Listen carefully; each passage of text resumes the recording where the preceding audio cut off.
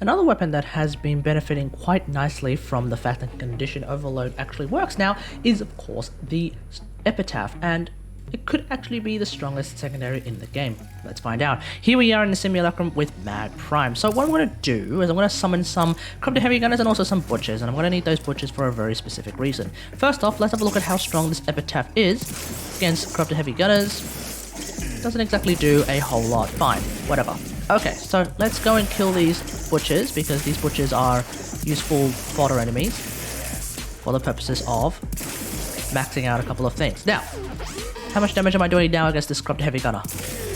A significant amount. But what if I were to... So we're doing about 43,000 on a red crit. Okay. What if I were to coat them in status procs as well? 114,000 on a red crit. 70k on an orange crit. 90k on a red crit. That is a lot of damage, as you can see here. Now, of course, with this one, 160-something thousand damage on a red crit and thereabouts.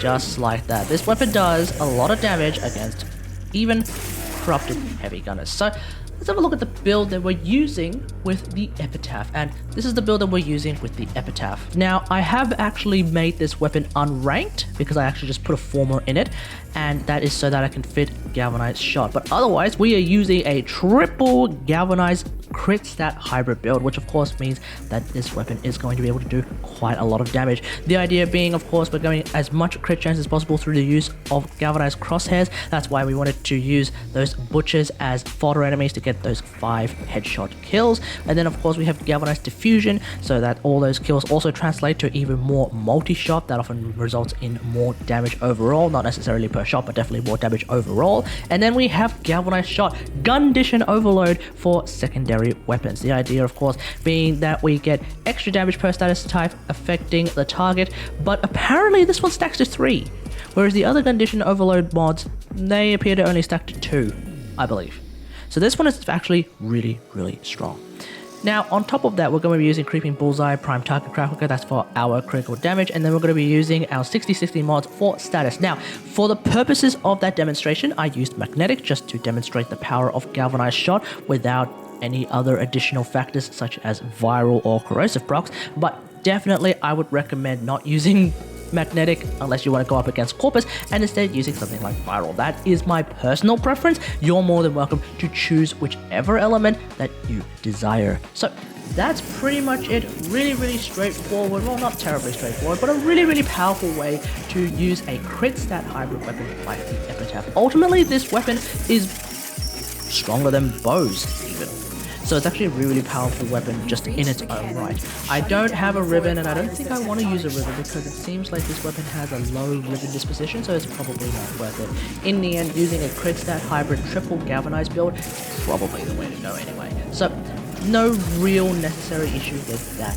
Aside from that, obviously just make sure you keep continuing those kill chains in order to make sure you have both galvanized shot and galvanized crosshairs working, as well as galvanized diffusion as well. So that way you can just keep doing tons and tons of extra damage as well. In terms of the arcane, I personally have gone for secondary Deadhead. You're more than welcome to use something else if you want. Obviously there are going to be a lot of people who want to use Merciless. I've made my piece on why I prefer to use Deadhead, but you know, it's entirely up to you which one you prefer instead. So that's pretty much it. Let me know what you think about all this in the comments below. What kind of build are you using with the Epitaph? Maybe you don't want to use a crit stat hybrid build. Maybe you want to use a full crit build. Hell, maybe you even want to use a full status build. Because if this weapon manages to do a slash proc, oh, those slash procs do a lot of damage, especially if you're using viral damage as well. So you could make an argument for just a pure status build that could also do a lot of damage, if you can make it do a lot more slash procs. But outside of that, hope you guys enjoyed. If you like this video, hit that like button, subscribe for more WarFrame content, and until next time, I'll see you guys later. Thanks for watching. Bye!